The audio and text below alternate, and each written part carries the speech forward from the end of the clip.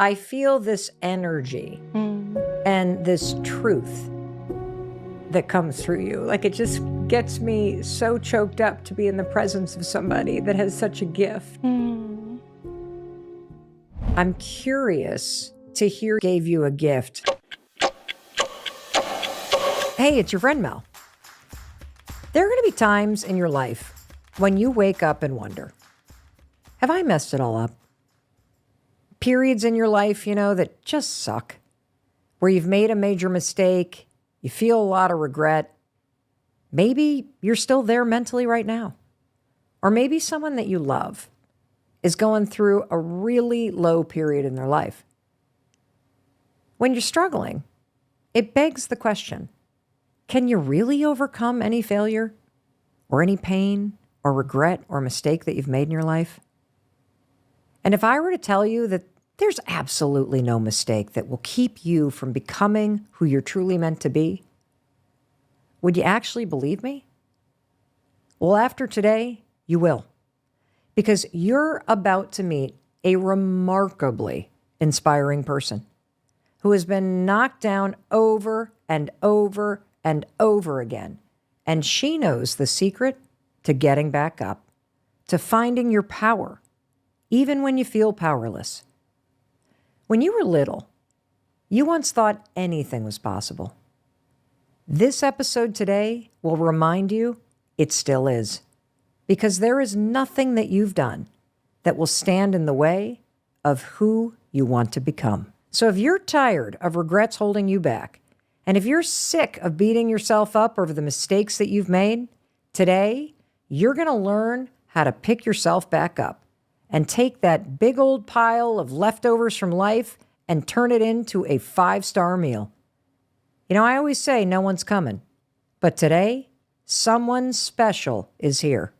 The one and only Sarah Jakes Roberts. I am so excited to get to spend some time with you. Thank you. I'm looking forward to it. So I would love to have you start by talking directly to the person who's listening and share with them what they can expect to experience and learn from you today. Like, how might their life change if they take everything that you're about to share to heart?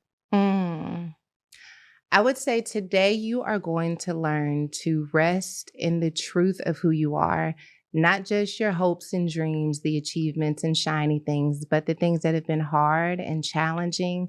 Today, you're going to find a way to rest in that, embrace it, accept it, and then allow it to propel you into a big, beautiful future. Oh, Yeah. I'm ready. Yeah. Yeah, I would like that. Let's go. Let's do go. it. And in order to go forward, I think oftentimes in life, you got to look back. Yeah. And one of the things that I love the most about you, there's so many things that I love about you, but I love that whenever I watch you online or I tune into a sermon or I read something that you've written, I feel as though I have somebody walking by my side, not somebody speaking down from above. Yeah. And you have a story in terms of your past that I think a lot of people don't realize. And I would love for us to go back in time before we start talking about the wisdom that you have to share, because there is so much that you've learned from those periods in your life. And so can you take us back to this moment in time? You are the daughter of a well-known mega church pastor, and something happens in your personal life. Yes. I got pregnant at 13 years old. I had my son at 14 years old, which I think is a staggering sentence no matter whose child you are. But the added complexity of my father being a prominent leader in faith, I think further intensified the sense of shame, the sense of guilt that I had to wade through for about 10 years.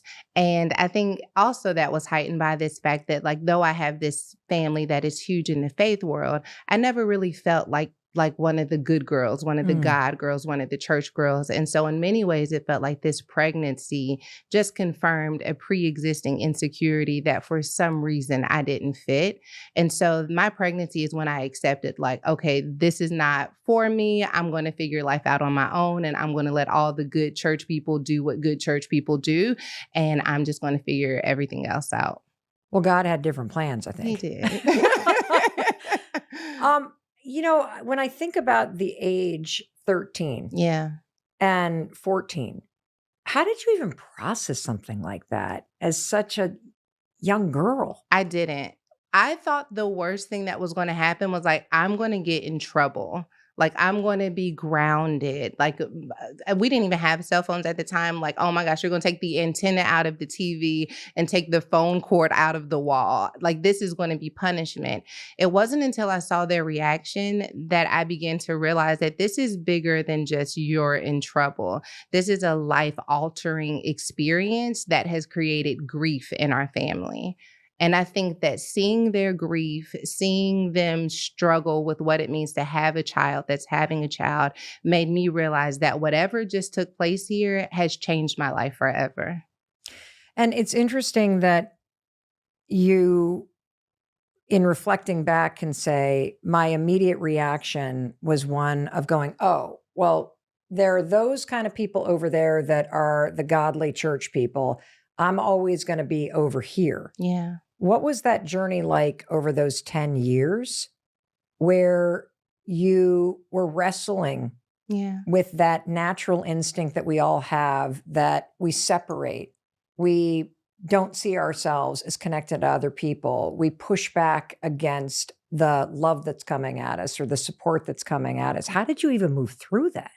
Well, I think so. I started off comparison. So I'm not like them. So let me figure out who I am like. And so I would say, you know what? I kind of feel like I'm close to this kind of girl. So I'll be that kind of girl. And then I got with those kind of girls. And like, I don't exactly fit here. So let me go here. And I thought maybe achievement, maybe success, maybe relationships. I can be like whoever this other girl is supposed to be. And then I will try and find myself. And I think as long as I was trying to be like some other version of someone, that I never had an opportunity to figure out who I was. And so for 10 years, I was trying on, like Cinderella, trying on different shoes. Like I was just trying, going shoe after shoe after shoe, until I said, you know what? I'm going to be barefoot. Who needs shoes? I'm a country girl from West Virginia. I'm going to be barefoot. I'm going to stand flat-footed in the truth of who I am. I'm going to stand flat-footed in this. Maybe it is isolation. Maybe it is loneliness. Maybe I don't fit anywhere. Maybe I just fit within myself. And from that space, I said, you know what?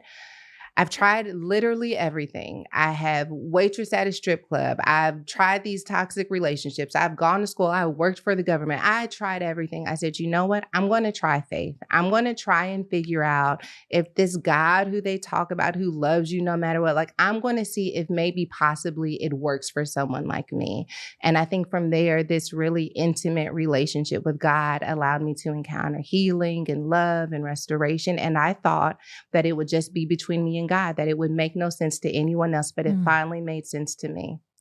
You said something that struck me, that maybe I could just fit within myself. Yeah. What does that mean?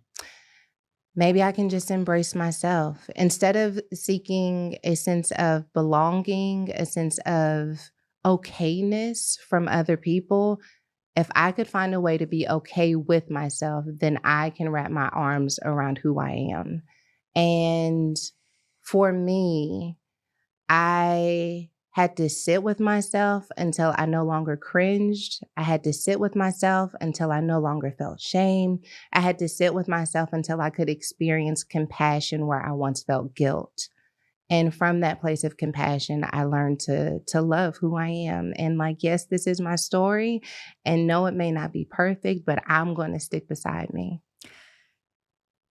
Every single one of us has stuff that we've done in the past, things that we have done to ourselves or other people, mistakes that we think that we've made. How do you begin the process of sitting with yourself? How do you learn how to forgive yourself? It starts with intention. I sat with myself. I will say those 10 years, I was sitting with myself, but I was sitting with myself, punishing myself. How could you be so stupid? You made the biggest mistake. No one's ever going to want you. Sometimes we are sitting with ourselves, but how we are sitting with ourselves is why we can't heal. You can't want to heal and punish yourself at the same time. To repeat the words that other people have spoken over you that were negative, having it replay in your mind over and over again while you sit with yourself will never bring you to a place of healing. Sitting with yourself with the pursuit of compassion, with the pursuit of love and acceptance, that is when we start sitting with ourselves and experience some discomfort and some, dysregulation, because sitting with myself and trying to be compassionate requires me to stretch, to love myself in a way that I don't think is possible. And as long as you don't think it's possible to sit with yourself and love yourself, every facet of who you are, it doesn't matter who you love. It doesn't matter what you achieve. Until you can really sit with yourself, none of those things are going to make you feel better either. But it is the greatest, absolute greatest gift that you can give yourself, to allow love to flood the place where you once felt in emptiness. I just want to make sure that as you're taking your walk or you're washing your dishes or you were driving in your car, that you caught the actual magic that just came through the speakers or the headphones. I have never heard anybody say something as profound as you just said. You cannot heal while you are still punishing yourself. Oh, yeah. And we don't do ourselves any favors by committing to punishing ourselves over and over again for what we did, for what we allowed to happen. This is what we say, though. We say to ourselves, I'm going to keep this from happening again by constantly living with it right in front of me. And if I can live with it right in front of me, if I can beat myself up, if I can punish myself, then I will keep this from happening again. I will prepare myself for further rejection from other people if I constantly remember how unworthy I am, how little value I possess. And so in many ways, we think this is me protecting myself by constantly keeping it in front of my face. But if we're honest, we do long for an existence where we want to believe that I am not just this one moment, but we will never be more than that one moment if we constantly replay that moment in our head. And so to invite into our atmosphere, what other moments do I want to have? What other things do I want to define me? I spent so long not wanting to be defined as a teen mom, instead of saying, I will be defined as being a teen mom, but also I'm going to be an incredible person, but also I'm going to love myself, but also I'm going to dream and I'm going to be an author and a teen mom. I'm not trying to disconnect from who I was. I'm trying to bring all of who I am into the fullness of where I am. Sarah Jakes Roberts just gave you a gift. But also, but also, I'm this and that. I am all of these things. And I thought that because I was this one thing, I had no permission to be anything else. So yeah, the truth is, I'm a teen mom. Yes, I've gone through divorce. I've got a laundry list of things that I never wanted to be that I've had to step boldly in. And in addition to that, I'm on the Mel Robbins podcast. And in addition to that, you know what I mean? Millions of people tune into you every single week. All of those things are true. All of these things are true. And I don't want to be all of my achievements. Gosh, can you imagine what that would be? The pressure and the arrogance connected to that. I want to be this beautiful mixture, this beautiful tapestry of a girl on a journey and a woman owning her power. And I can live in all of that. I can do all of that. A girl on her journey and a woman owning her power. Somebody needs to write a song. Holy cow. Yeah. Do you, when you're speaking, have this experience of just things flowing through you? Like I don't even feel like it's a conversation.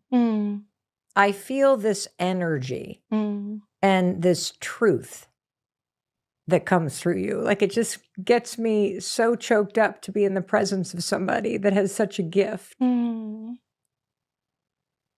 Oh, it's I believe that I'm anointed for this. I believe that anything that I've done in the earth is not a reflection of my skills or my talents or something you pick up in a book. This is a full submission to my belief that I am made in the image of God and that I have this incredible opportunity to reflect God's glory everywhere I go. And if I can get past my nerves, if I can get past my insecurity, if I can get past my second guessing and rest in that truth, there is a flow that just happens.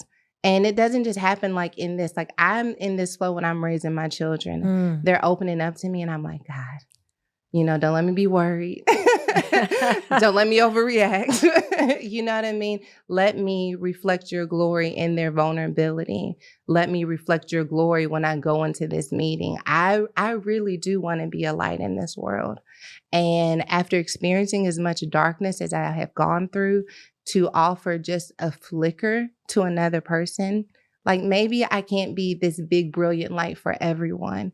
But if today in this moment you're listening and I get to be a flicker on your journey, just know that there are other flames connected that are going to build this inferno of who you're going to be.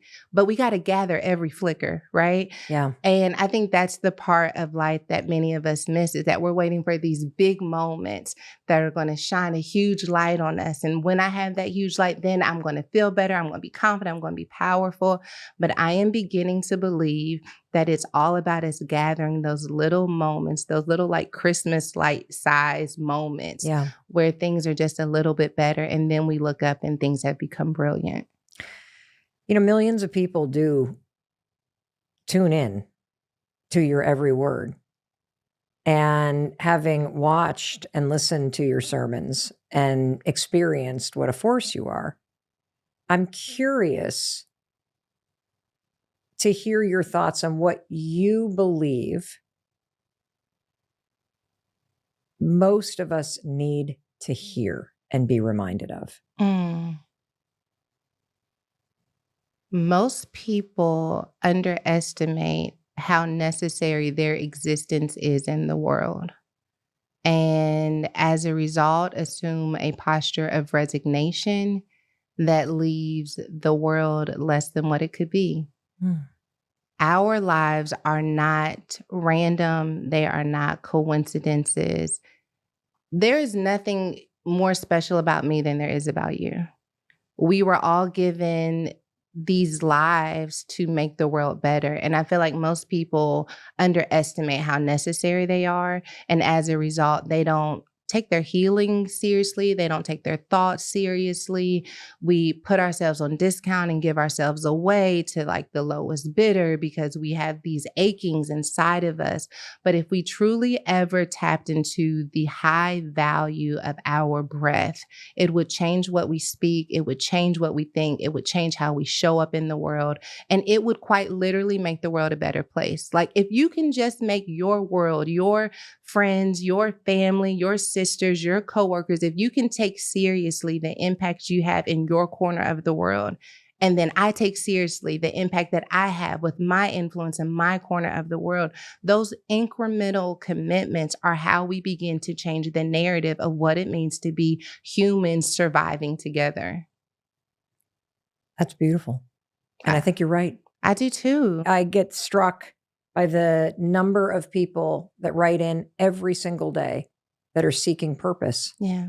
And I think to myself, well, your purpose is to heal and to share yourself and to make yourself better and then make everybody that comes in contact with you feel a little better, to spread the light that you're talking about. But it starts with you.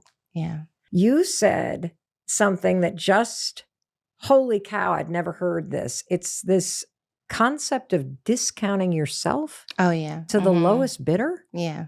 Can you explain that? Yeah. So when I look at the 10 years of my life where I struggled, first of all, I grew up in church. Yep. During the height of purity culture. Okay. So the highest prize was to be this like untouched virgin when you get married.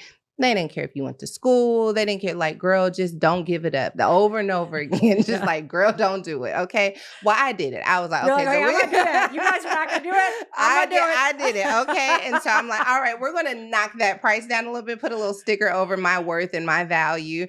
And then I'm like, well, hey, the price is already low. You might as well try some other things. And so I think little by little, I fell for this idea that if I cannot live up to someone else's definition of a woman, someone else's definition of a believer, someone else's definition, then I have to discredit, I have to discount who I am.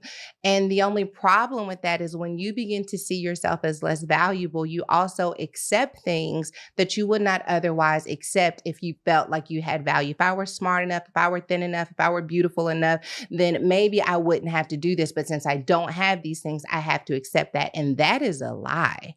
Your value is not set by these experiences you have gone through. They are not set by society standard. I don't care what they call beautiful. I don't care what they call powerful. Your value is an inside job. It is a commitment that says, you know what? The truth of who I am, my ability to survive all that I've gone through, the way that I have seen the world has added to my value, not decreased it.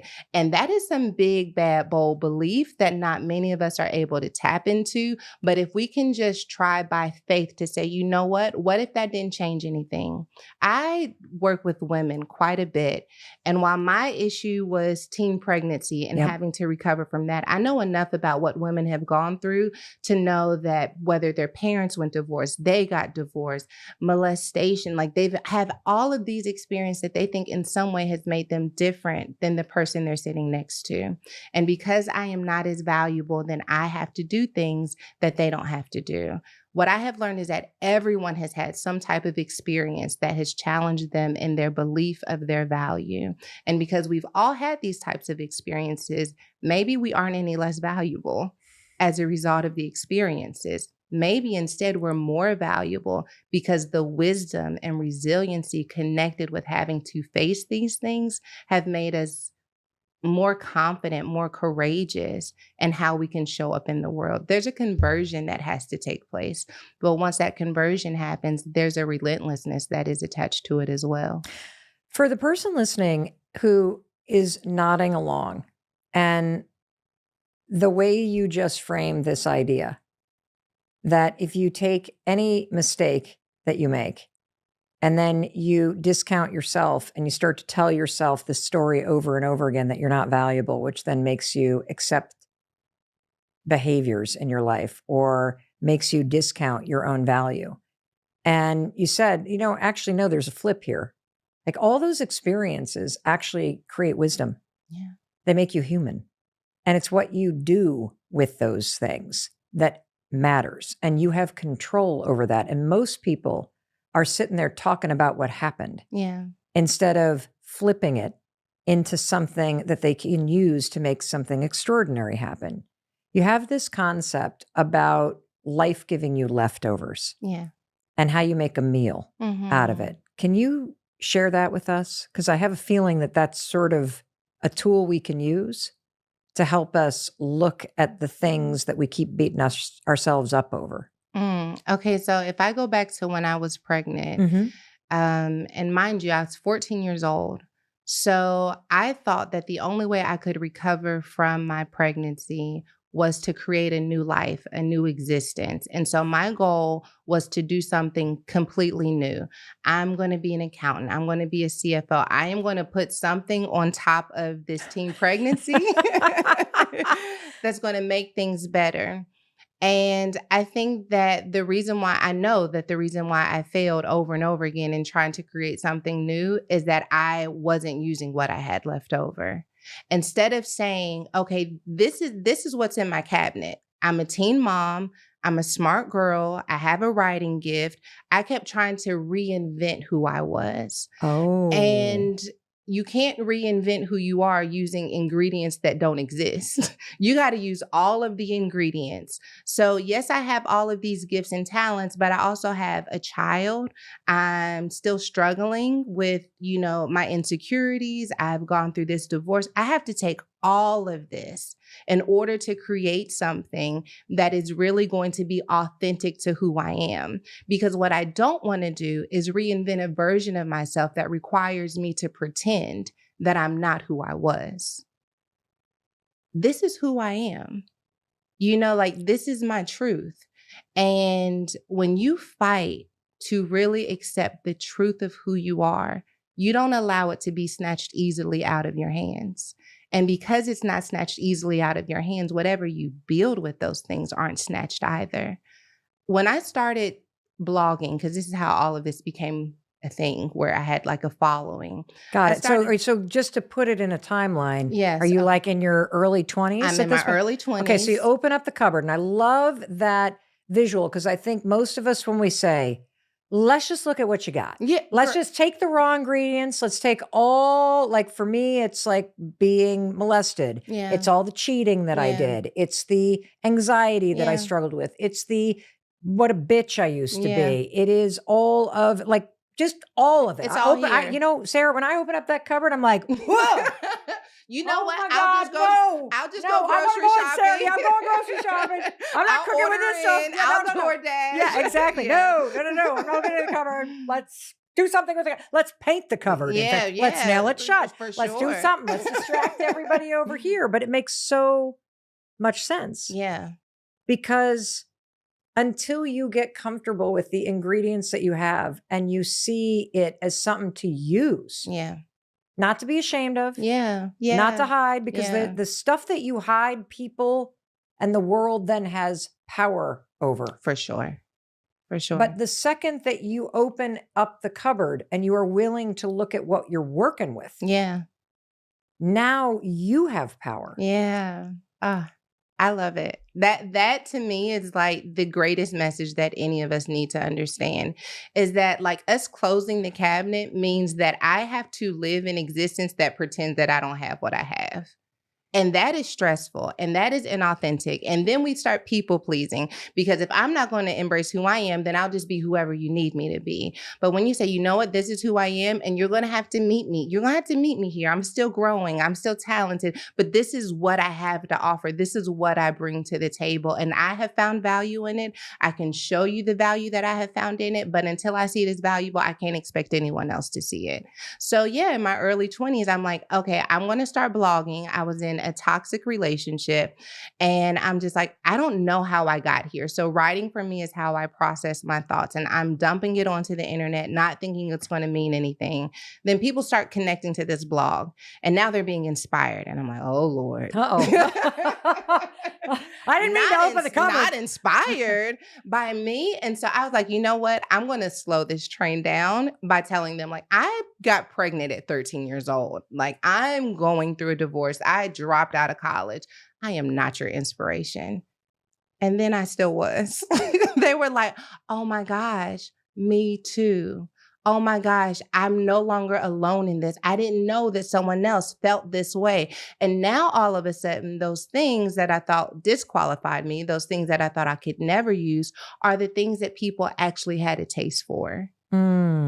This authenticity, this truth, this uncertainty, and this willingness to own it, there was an appetite for that at the time, it felt like very few people were willing to say, this is who I am, this is what I've gone through. And that appetite wasn't just for you to say, this is who I am, but also, I really wish that I could also be this.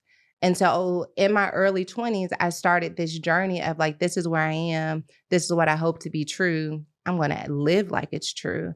And these women who have been on this journey with me have seen my life evolve literally as a result of us saying like, hey, maybe we are the misfits. Maybe we aren't the ones that anyone wanted, but girl, I'll claim you. But first you got to claim your cupboard. For sure. Got to claim your cupboard. That is such a phenomenal metaphor. Yeah. Because all the people pleasing results in you not wanting people to see what's in there. For sure. And until you learn how to go into those places where you're punishing yourself. Yeah. And you said, when we first started talking, allowing the love and compassion and Yeah. acceptance to flow into those places that have been really dark. Well, they've Yeah. been dark because the cabinet doors are closed. Yeah. Yeah, for sure. And I mean, it's really liberating. It sounds scary. I can feel the fear that you're probably experiencing right now at the very idea of going into that space that maybe your mom didn't have the courage to go in, your father never talked about, because a lot of this is generational, right? It's how our families' paradigms have shaped the way we see ourselves and the way we see what we're working with. And I am just here to let you know, this is what I love about the book that I wrote, is that I am not going to make you drastically change your life overnight. Just between you and you, can you open that cupboard? Just between you and you, can you say, this is all that I'm working with? And some of it's real spicy, and some of it's bland, and some of it's bitter, and some of it's very, very sweet. Just if you could create intimacy within yourself, where you say, this is all of who I am. If you can hear your own story, that's the beginning. If you can hear it and not cringe, if you can hear it and accept it, that's the beginning. And from that space, you whisper it to another person. There's a friend who's going through something, and because you've gone through your cupboard, you say, hey, I got some of that too. I just want you to know that that doesn't have to be the end. And from community and connection, we begin to spread our story. And that spreading is why I'm here. And that spreading is the light that we get to offer to the world. It's our testimony. Which, again, going back to the cupboard, it's dark when it's closed. Yeah.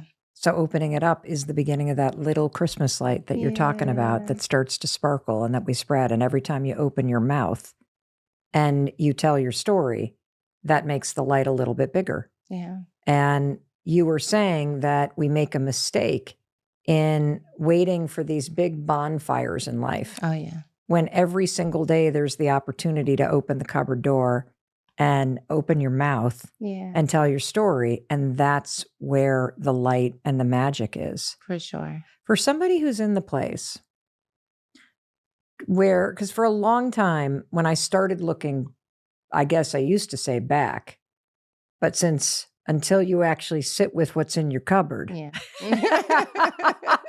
It's in the present, It's baby. right here. It's right here. You have to look right very here. far. Well, that's the other thing, is that we talk a lot about regret, Yeah. but because you won't sit with it, Yeah. it's actually not in the past. No. Yeah.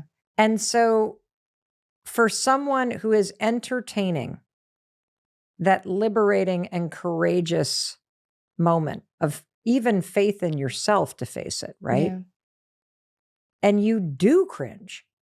Like there are some things Yeah. that the Mel Robbins, when I was Mel Schneeberger, there is stuff that I don't know that I still cringe, but I'm like, oh God, woman, like what were you like? And I have compassion. Sure.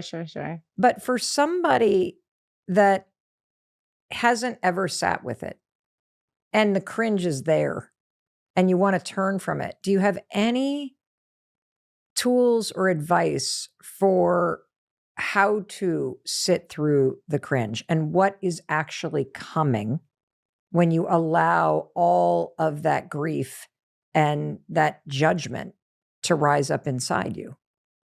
I love that you use the word grief. I'm an analogy girl if you haven't. Oh God, I love that. Bring it.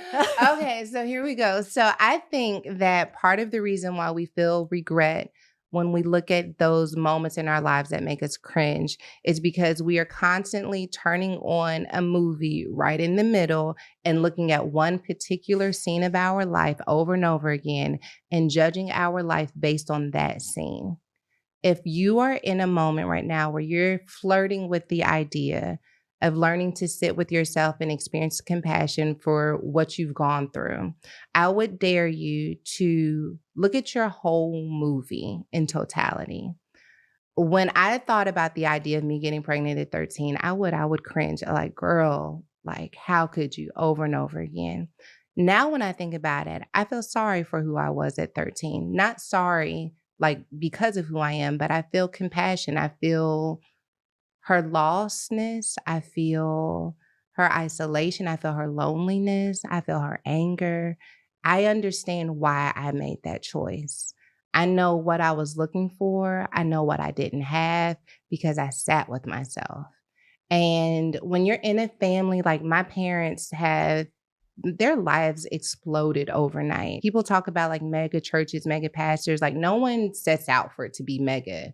People keep coming. And it's like, I guess we need a bigger building, you know what I mean? And so you make these big buildings and, I guess we're supposed to do stuff in the communities. Like you respond to the need. And while they were so busy dealing with whatever it meant to be thrust into the spotlight, they thought we were okay. They really did. They thought we were okay, but we were lost in a sea of people.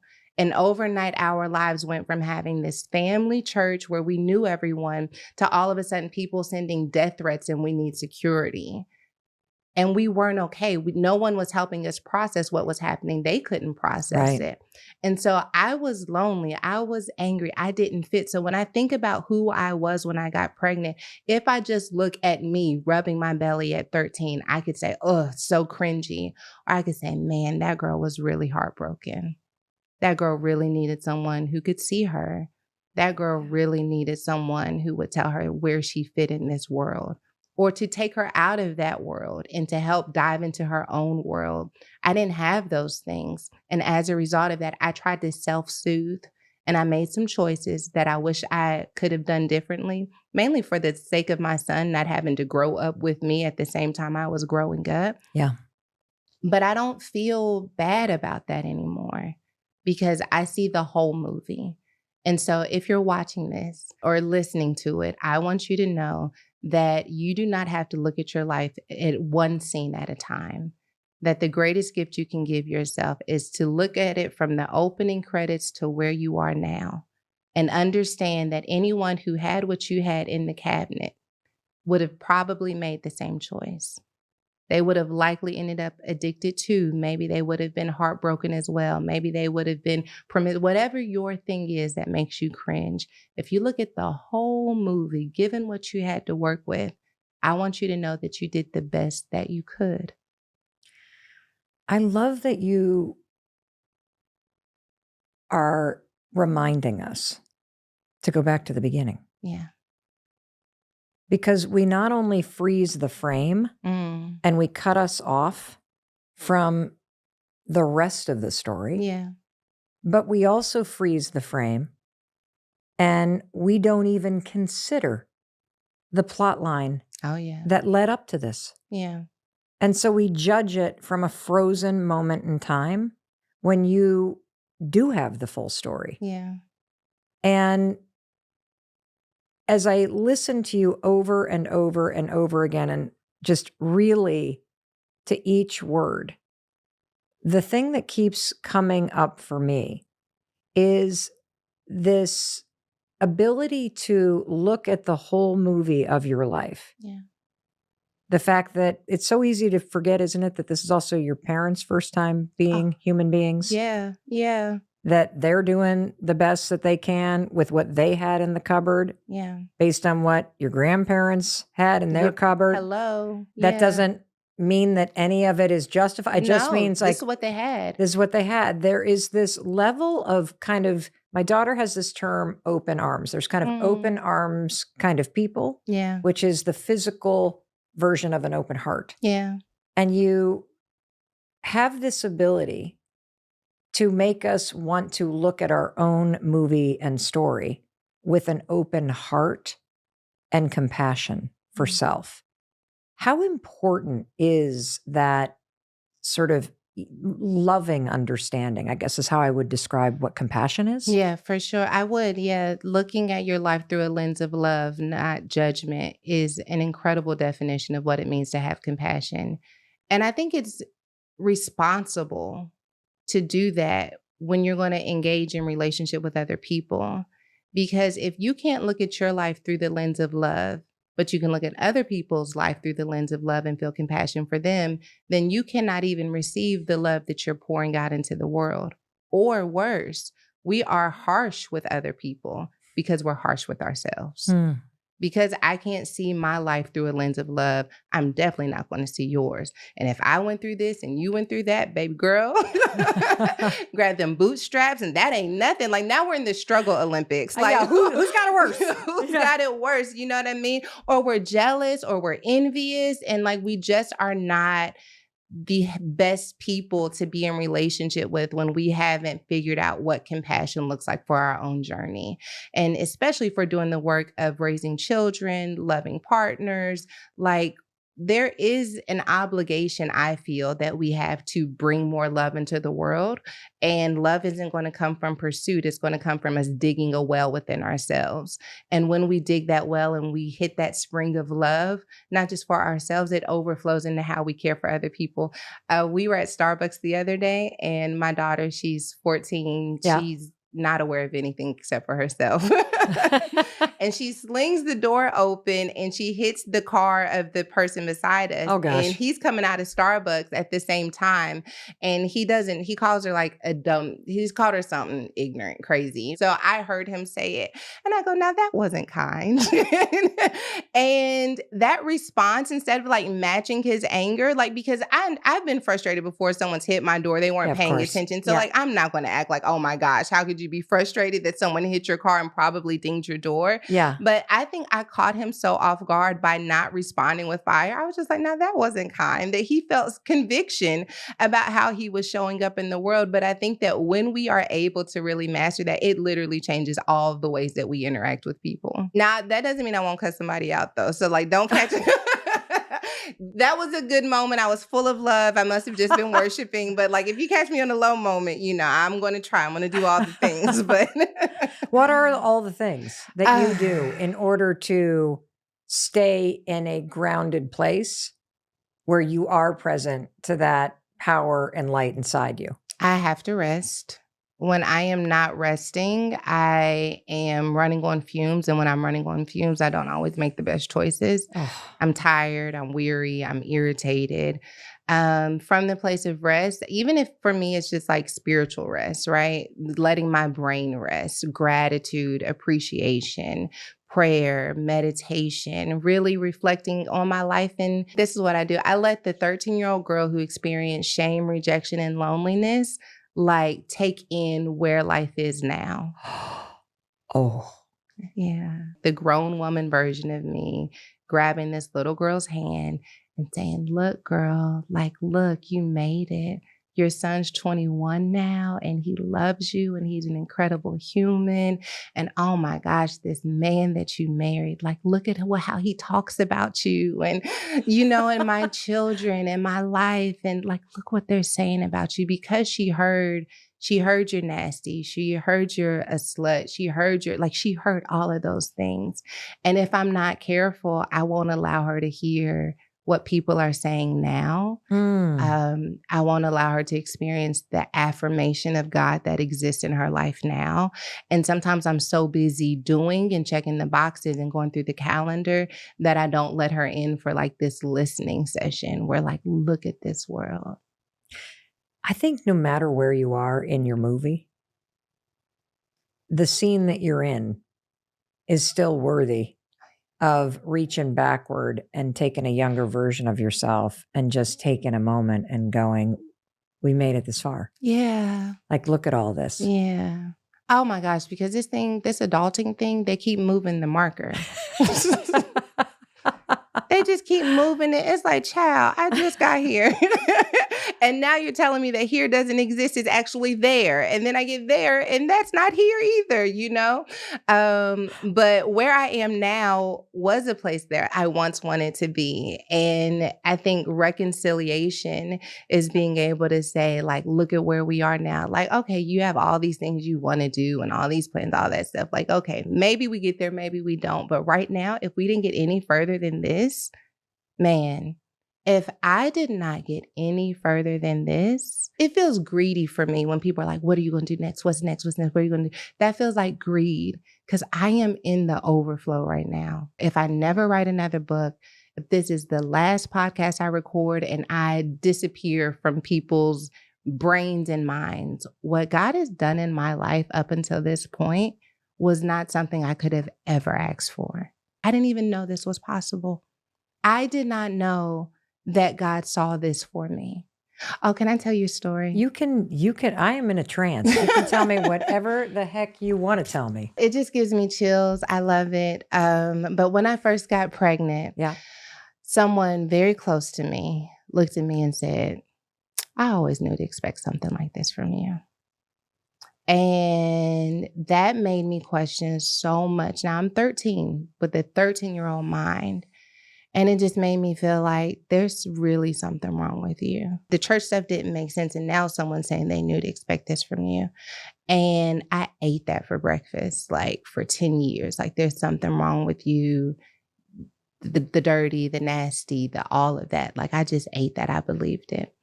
And when my life started changing, I think I probably did experience imposter syndrome, which it was weird because I told people who I was, but they were still there. And so now I'm just questioning myself. And I was at church and I was just kind of like praying and worshiping. And I was about to go on tour. And, you know, Mel, I just be doing stuff. I'm just like, let's see what'll happen if we do a tour. And then the tour sells out. I'm like, oh, Lord, they're coming. I'm usually prepared for things to fail, not for things to succeed. I'm like, oh, they coming to tour. And I'm praying. And I really just felt like the presence of God saying, I always knew to expect something like this from you. And sometimes I'm standing in moments and I start to feel doubt and I start to feel worry and I start to wonder if I have what it takes to stand up in the moment. And I feel God say, I always knew to expect something like this from you. And trusting what God knows, what God knew, what God saw. Even when I didn't see it myself, there's nothing else could be added to this. And I will not allow other people's idea of who I could be to rob me of the assurance I have received from what God's always known about me. Like, I can't let you keep moving the marker because I already know, like, I won already. I won. How would you frame the way that you're talking about your relationship with God Okay. to a person that's listening Mm-hmm. that either has lost their faith or doesn't believe in God? Like, how do they kind of tap into what you're saying Mm-hmm. if they're not in a place where they have the same level of faith that you do? For me, I will say that I believe in the intentionality of our existence. Like, the whole world has been created with this intention, the way that everything is working together, the solar system, the mosquitoes, like everything is playing a part. Like, I hate mosquitoes, but for some reason they do serve this atmosphere. Mm-hmm. I just don't believe that it got to humanity and there was no intention for humanity. And so that belief undergirds the way that I show up in the world, that I am just as essential as the sun for my time here. I am just as essential as the ocean for my time here. I believe that. And so from that space of intentionality, I am always seeking out, how do I make sure that I am in an optimal state to be sensitive to the role that I can play in this moment? What I love about what you just said Yes. is that you are raising the stakes on yourself Yeah. for why you are here. Yeah. And so many of us are looking around for somebody else to go, okay, I pick you. Right. Okay, you're now the one. Okay, I'm going to give you permission. And when you look at yourself as being here for a reason, and the reason is simply to spread light, simply to make the people around you, your community, your family, yourself feel better, Yeah. to do good. Like, that in and of itself gives your life meaning. And then when you add into it, okay, so let me work with the ingredients that I got. Let me do Right. something with this. That's why I said to make sure I'm in my optimal state, which means I've got to make sure that I am as well, as aware, as whole, as reconciled as possible in order for me to be most effective. That's a constant reconciliation, like in accounting. Like, I got to go back to the books. Hold on, you didn't got on my nerves today. Let me. I must need a nap. I need to go reconcile. I think rest is something I need. Like, I become so. I hate myself when I'm tired. She's not a good girl. She's not. I want to throw her in the cabinet, obviously. She needs a nap. She needs and not just like, I need to go to sleep. Like, I need you all to stop asking me for stuff. Yes. Like, I can always tell when I'm overexerted, when like my family, my community, my team are asking me for things that I set a precedent for, and I am annoyed. Why would Did they call you and tell you to come today to give me this talk? No. Let me tell you, when my 8-year-old asked me what for dinner, I'm like, feed yourself. Like, when are you going to grow up? When are you going to, why are you asking me for dinner? What do I look like, the chef? Or I'm like, you need a nap, because now you set this precedent and you don't want to live up to it anymore. And so maybe you do need to change the precedent, but you probably don't want to communicate it that way. So you need to take a minute, recollect, regroup, figure out, what do you need? What is still true for you right now? What is no longer true? And who needs to be aware of this so that they can make space for who you are now? You know what I'm going to do when we're done talking? What? I am going to ask the team to take that particular segment and text it to me so that I can listen to it on repeat until I have taken my nap, and I can just change the precedent and stop being like angry about being overworked. Because you're right, it is everyone. I think what you just said is genius, because especially as women. Yeah. Sign me up. Sign me up. I'll Okay, do it. I'll do it. I'll do it. No, I got it. It's easier to do it myself. Okay, no problem, no problem. And then the thing that you said about your 8-year-old. Yeah. Like, I'm literally like, who the hell do you think? You think I'm a bank? Who do you think I am? And then all of a sudden you're like, oh, wait a minute. They think you are who you said you are. They think you are who you used to be. Like, they have a reason to expect this from you. And maybe they can still expect it. Maybe you can take a nap and they can still expect it. But maybe you have to change the expectation.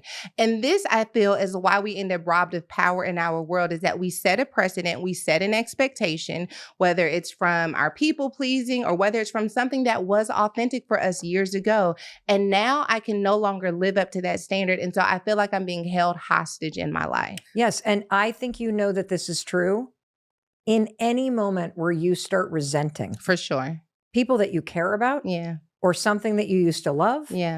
And this framework is so helpful, because I always say it's like, okay, the process is broken or this has happened, but I realize that there are ways in which I've behaved in the past that just don't work. They just don't work. And I was laughing to myself when you were kind of talking about how they keep moving the mark for adulthood. And I'm thinking about the fact that our youngest of 3 just graduated from high school, and everyone's like, oh, how do you feel about being an empty nester? I'm like, you mean the birds leaving the nest? As far as I'm aware, they haven't they fly back. They call more. The problems are just more expensive. Yeah, and, the problems are more expensive. Like, nobody's leaving anywhere. Yes. But when I was growing up, it's like, oh my gosh, you turn 18 and now, you know what I mean? 18. But honey, we hit 18 and it's just it's not giving what it was supposed to give. Yeah. Well, we got to change the precedent. Yeah, we do. In terms of how we're going to be in the next chapter. Oh, I got so much out of that. Thank you. My pleasure. Thank you. You know, you talked about how you just started writing about what was in your cupboard and sharing everything. And then all of a sudden you're like, maybe I'll just try going on a little tours, talking to some of the people that next thing you know, you're writing a book. Yeah. And I read that when this all started happening, you had to dare to believe in yourself. Yeah. Why is it a dare? Well, when you have spent more time doubting yourself than believing in yourself, it's not an easy transition. And I cringe when I see people are like, just take the leap, take the jump. It's hard. It is really, really hard, because I've only known one way of being, one way of seeing myself. And now you're telling me like I'm this big, bad, bold person and I just need to step into it and run with it. And like, I can't do it. It is a dare. It is not something that comes easily. but it is something that gradually picks up momentum. And so I try to challenge people like, one, like, let's create this vision. Like, who is this person who you believe is within your reach to become? You open the cupboard, you know what you're working with. Who is it that you believe you can become from here? And how do we begin to gradually introduce that person to your life? It is there, but you don't have to go from where you are right now to that person overnight. It is an introduction. For those who you're in intimate relationship with, it's the ability to say, you know what, that precedent that I set, the way that I have been showing up, it doesn't necessarily feel honest anymore. And I want you to know the most honest version of myself. And maybe things will change a little bit. You know, I'm married. I don't want to write a book that empower someone to be like, you know what, I'm going to change, and whether they can get with it or not. When it's someone who, Yeah, exactly. right, you know what I mean? Like, that's, you might want to keep that person around. Maybe they haven't done Yes. anything to you, but you still want to be authentic. You get to introduce who you are to that person. Like, actually, I kind of want to go back to school, or I want to start a business, or I kind of think I might be an artist. And so I bought a few things, and I'd appreciate bringing you along on this journey with me. It is an introduction. And then you look up and you realize, wow, I have transformed, but transformation is a process. And so I would say to take a little dare, a baby dare, recognizing that with each little dare, we look up and we have been transformed. In the work that you're doing, have you noticed that there's a particular dare or a particular change? You know what I mean? Like, even if it's just getting up earlier and creating some ritual to start your day, or if it's moving your body, or if it's time for yourself, or like, is there one thing that you could offer based on all of the work that you've done that you see this really does help start the ball rolling toward the light? I think the one thing that we can do is to speak who we are seeking to become in our world and atmosphere, to give it language. When we give it language, whether it's to ourselves, but I think especially to other people, that we begin to stretch our environment out to make room for who we're going to become. So if I can give you a practical example, everyone who knows me knows, like, I'm introverted. I like to be at home. I love to be at home. It is my favorite thing to do.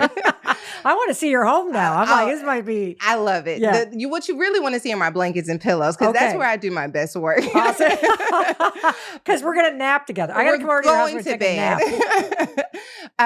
So when I started speaking and touring and stuff, someone sent me an invitation to do something globally. And someone turned it down on my behalf. They're like, she's never going to do it. She likes to be at home. And I had to own this fact that, like, yes, I do like being at home, but I am really intrigued by exploring what God's doing in my life. And I do not want to deflect opportunities because I have allowed people to believe something about me that is no longer true.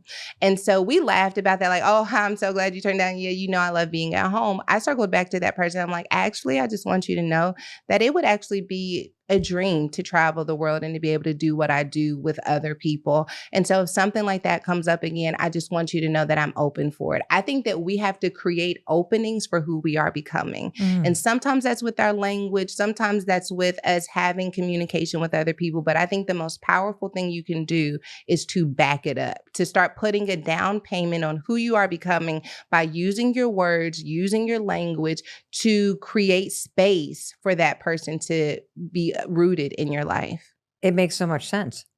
It's, again, another tactical example of what it means to spread the light. Yeah. Because you're now giving yourself not only permission, but you're giving voice to the scenes in the movie that you are now directing that are going to come. Yeah. Let it live outside of you. Let it live outside of you. I love that because we oh my God. Yes. Oh my God. Let it live outside of you. If you let me talk, I'll get it. Go. Oh my God. No, Yes. let it live out. Yes. Because, okay, you listen to the podcast, you read the books, and it's all living inside of you. You got the tools, you got the inspiration.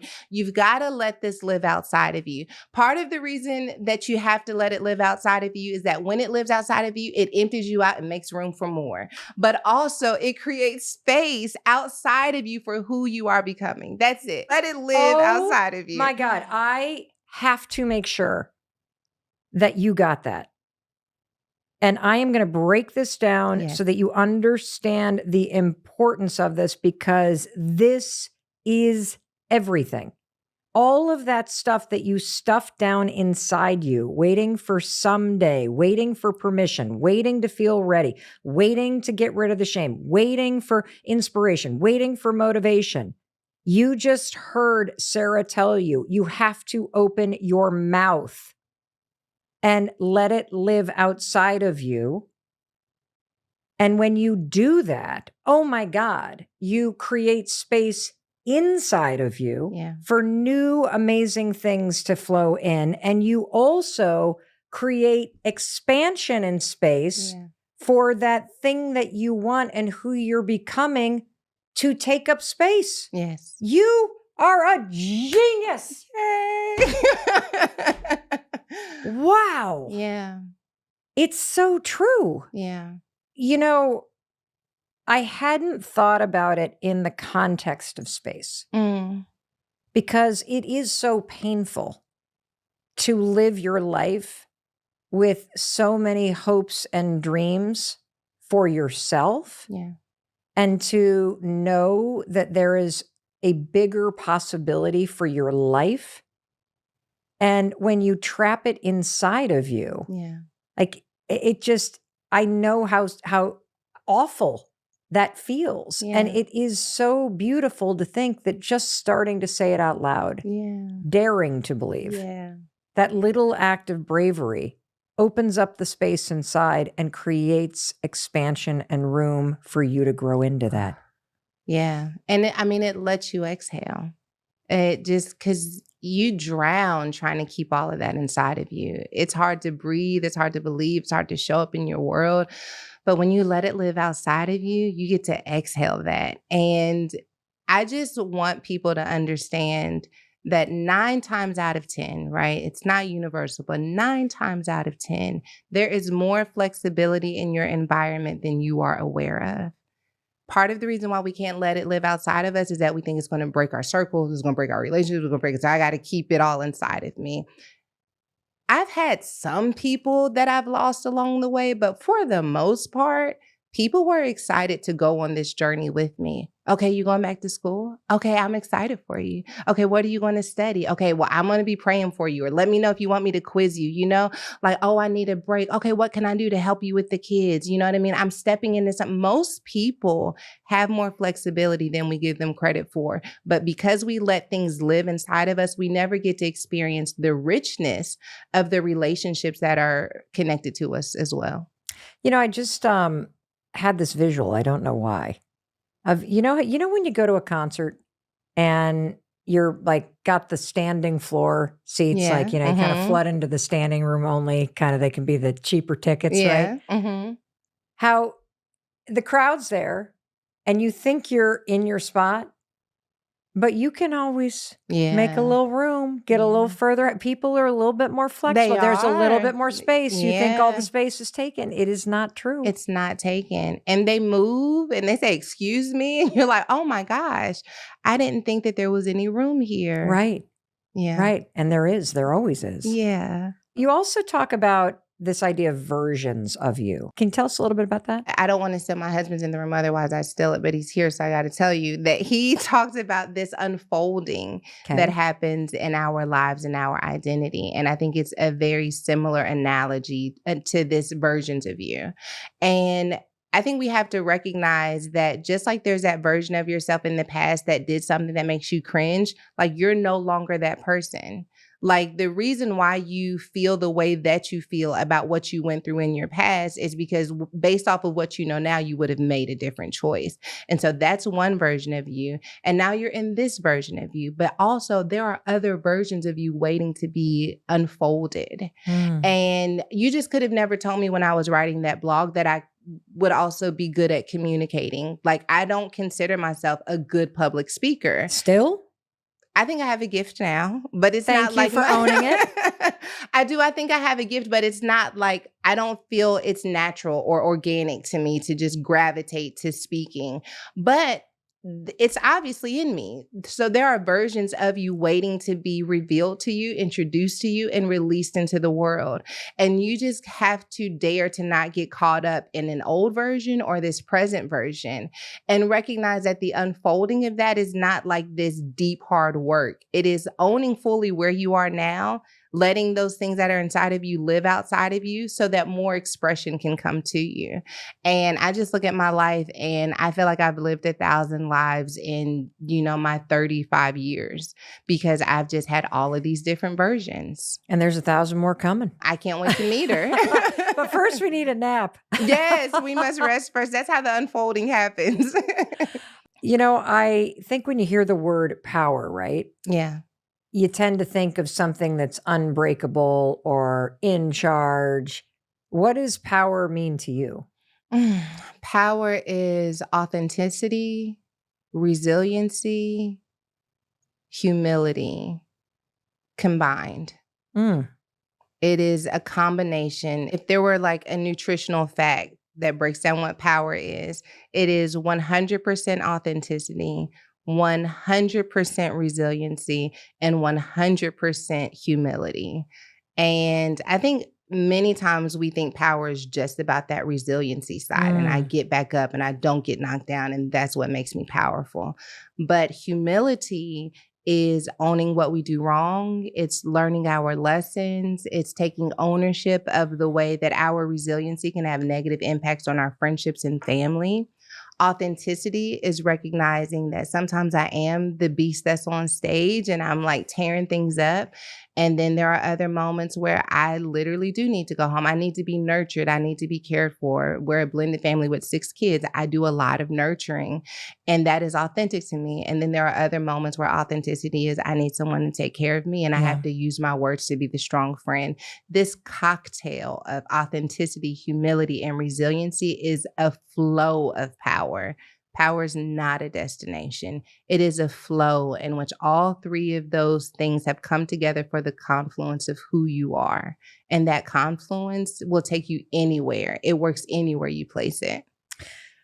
I just got this image because, when you see the word power or you think about it, you tend to think about authority, right? Yeah. Mm-hmm. But the way you described it, I actually started to think about it as energy. Yeah. Mm-hmm. That it is all these things flowing through you. Yes. So it's what's fueling the way that you show up. Yeah. So the book is called Power Moves. And many times people hear, first of all, it's Power Moves, Ignite Your Confidence and Become a Force. There's not a more intimidating title anywhere. Let's go. Right? And now let's take a nap. Right. And then go to bed. And I think my greatest lesson in sharing the message of the book is like power is not a doing, it is a being. And power moves is not like, how do I make a power moves? It is a realization that power is fluid, that power moves. And from that place of flowing in power, from that place of being powerful and allowing power to flow through you, sure, you do some things, but what's most important is the powerful being that you are. I freaking love that. I love thinking about how you can, no matter where you are in your life, begin to allow this power to move through you. Yeah. Since you have confidence as a subtitle in the book, what does confidence mean to you? And how does somebody who does not feel confident tap into it? Esther Perel has the definition of confidence that I love the most. And I'm going to paraphrase it because I can never do her words justice. But basically, it's like having knowledge of both your gifts and strengths and also your flaws and not being moved in either direction. Confidence is the intentional owning of your existence and identity and the acceptance of it, the contentment of all of who you are and not allowing it to be easily moved or swayed by success nor failure. And having the courage to be okay with that, like to not just okay, like I settled for okay, but like to really embrace that. And I think a lot of times confidence comes down to, okay, well, I need a haircut, or I need, what does the makeup look like? I need, like, I was preaching one time, my wig started slipping, I took my wig off. Which is worthy of doing a whole nother podcast about, but people were like, oh my gosh, how did you do that? I'm like, I mean, the hair is nice, but it's not who I am. Like, it doesn't define me.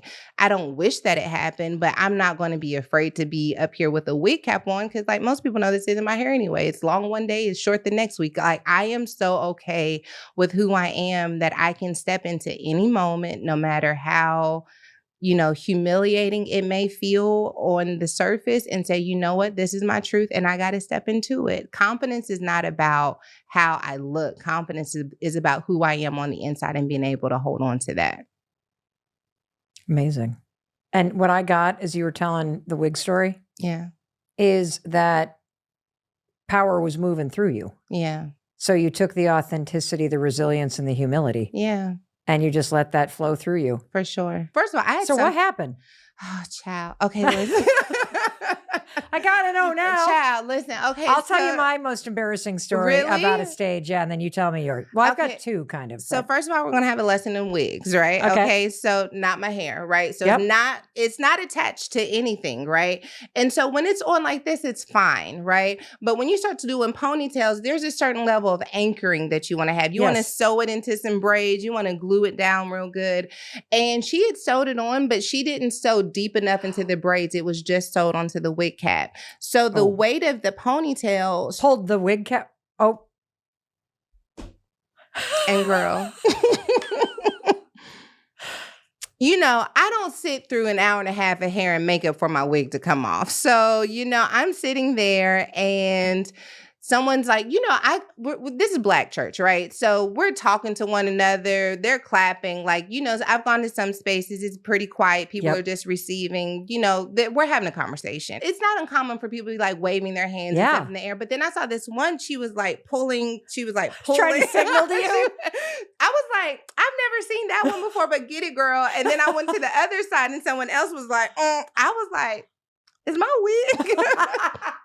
Because I'm sweating, I'm hot, and the glue and the wig. And so it starts sweating. And I said, listen, I did math real fast. I'm like, the weight of this ponytail, like I could yank it, but it's going to fall back again because it's not secured to anything. Yeah. And so I was in the middle of my message. I'm not going to stop preaching to go run off stage because my wig is falling off.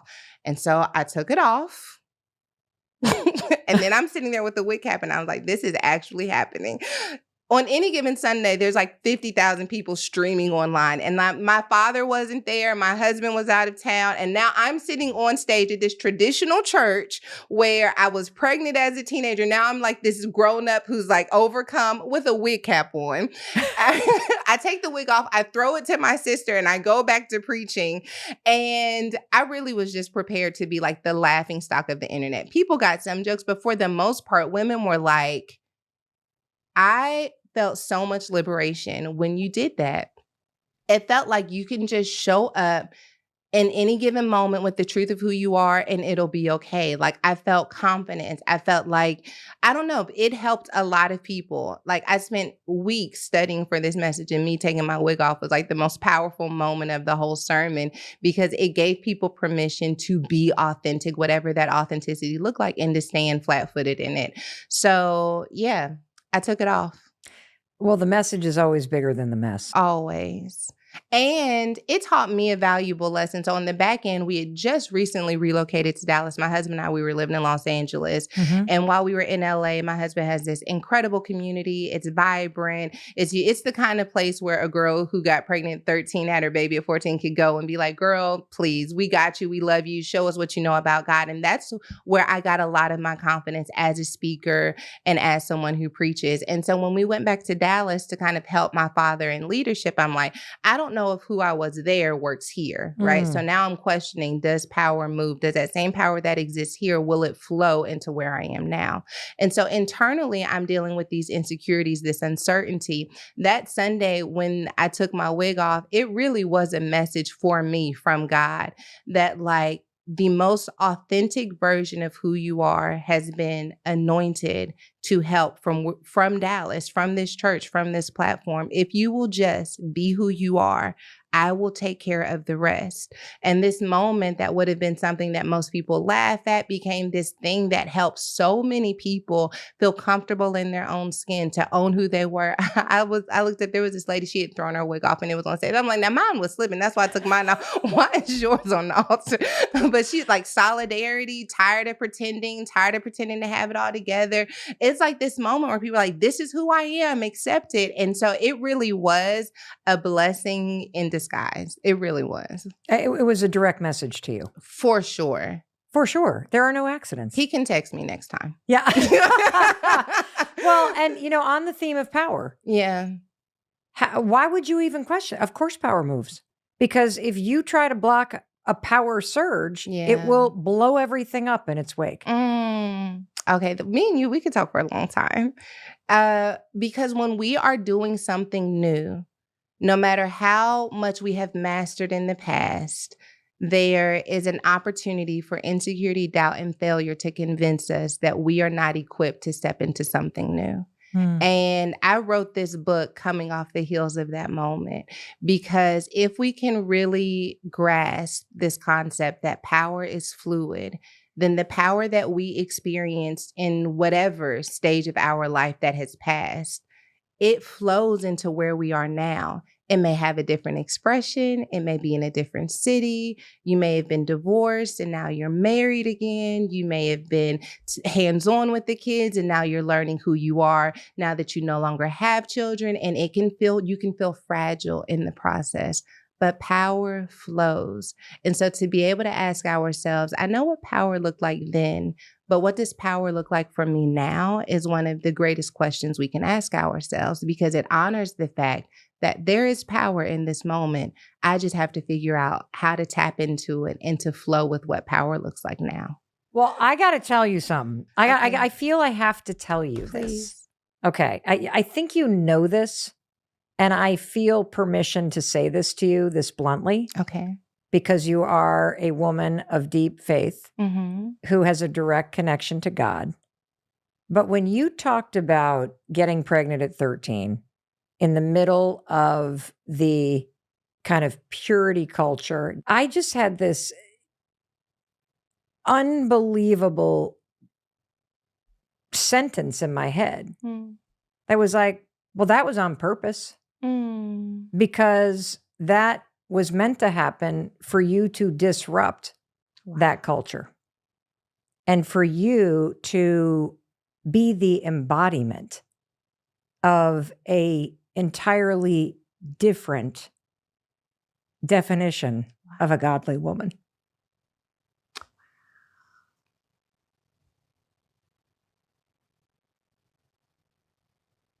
Thank you.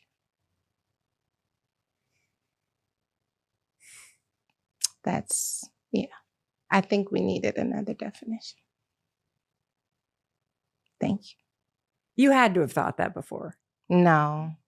Well, because you continue to do it as everything unfolds. Like you continue to open the door for your entire community to envision what it means to be a woman in an entirely different way. And it's not about one version. Yeah, right. It's about the freedom and the power that flows through you when you just are you. that you're not defined by what you do. You're not defined by the mistakes that you made. You're certainly not defined by whether or not you have your virginity or not. Yeah. That you can literally be who you want to be beyond gender, beyond the wig, beyond any mistakes that you've made. And you are the embodiment of that. As somebody that's just meeting you and that has watched your life from afar and is inspired by your work, like there's no doubt in my mind that that is 1,000% the work that is getting done through your life. Mm. You're not aware of it, but it's very clear in the context of your entire life story and your mission and the work that you have just been called to put out into the world, that that is actually what's happening. It makes so much make sense to me. It does. It makes so much make sense to me because There is no other explanation. Mm. Like when you think about how much faith you have, and you talk about being the embodiment of something and the intentionality of something, like let's just stay with the word intentionality. Yeah. Like, what if you did believe, because I know you and I both believe this, that even those things that were so cringy in the moment, we know when we get to the end of the movie and we look back at the entire thing that happened, everything had an order to it. Wow. And I think one of the most incredible skills in life that you have, that I know that I have, that I am trying to help other people have, is the ability to both stand in this moment in this frame of your movie and look back Yeah. and say, oh, of course, all of those things led here. Yeah. And of course, I would never be here holding the hand of the little me saying, take this all in. Look at how far we've come without that thing that I once hated. Yeah. And now I have created room to love and be compassionate for. But I can also stand in this frame and look ahead Yeah. and know that this is leading somewhere extraordinary. And that is what I felt compelled to tell you.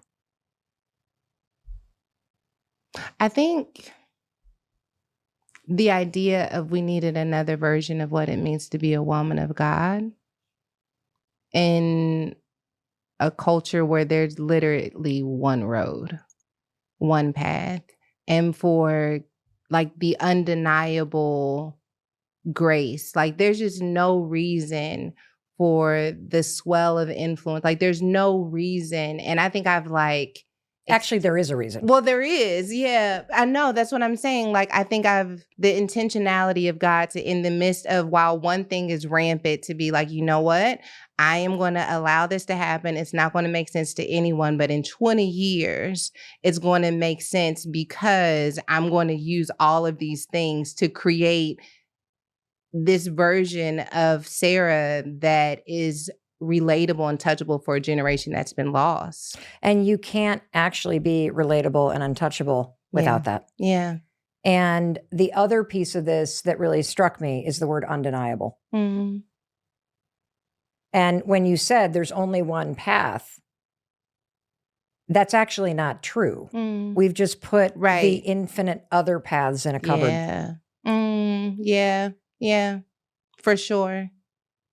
And that is why I love doing what I do.